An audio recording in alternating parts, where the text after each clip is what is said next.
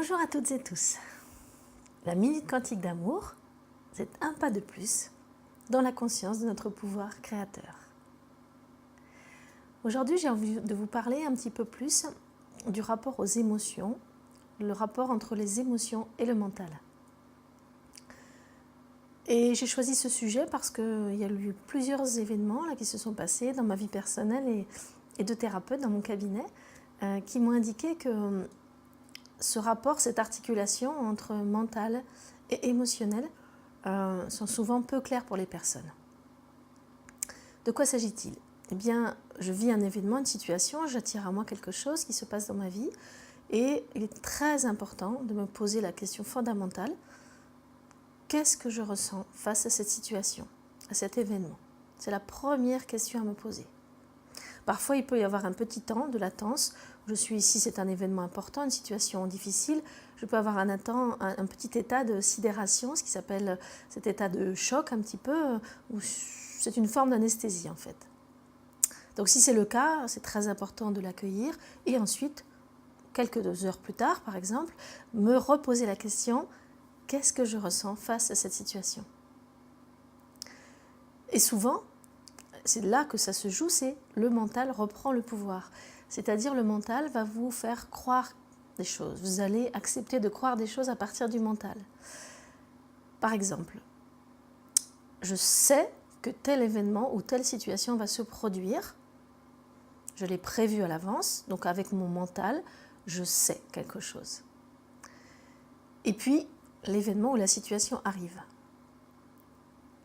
Et je dis: ah, je le savais. Et je crois, je suis persuadée que parce que je le savais, il n'y a pas de problème émotionnel. Eh bien, c'est une grosse erreur. En fait, c'est votre mental qui a repris le pouvoir, vous l'avez laissé reprendre le pouvoir, élaborer une croyance, il y a telle chose qui va se passer, et vous êtes persuadé, parce que vous êtes complètement dans le mental, parce que vous le saviez, qu'il ne se passe rien au niveau émotionnel. Et ça, c'est une erreur que beaucoup de personnes traversent. Moi, ça m'est arrivé souvent. C'est pas grave, simplement, il va falloir aller un petit peu plus au-delà de la première impression. Je le savais, donc il n'y a pas de problème émotionnel. Je n'ai pas besoin d'aller poser la question: qu'est-ce que je ressens face à cette situation ?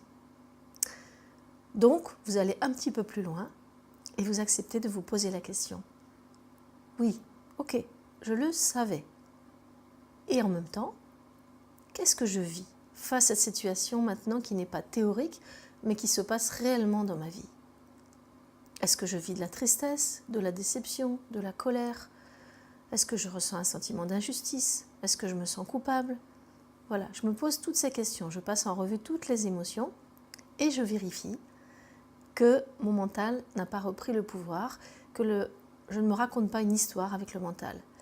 Parce que si c'était le cas, eh bien à ce moment-là, vous allez mettre ces émotions dans un placard et ce placard s'appelle votre corps.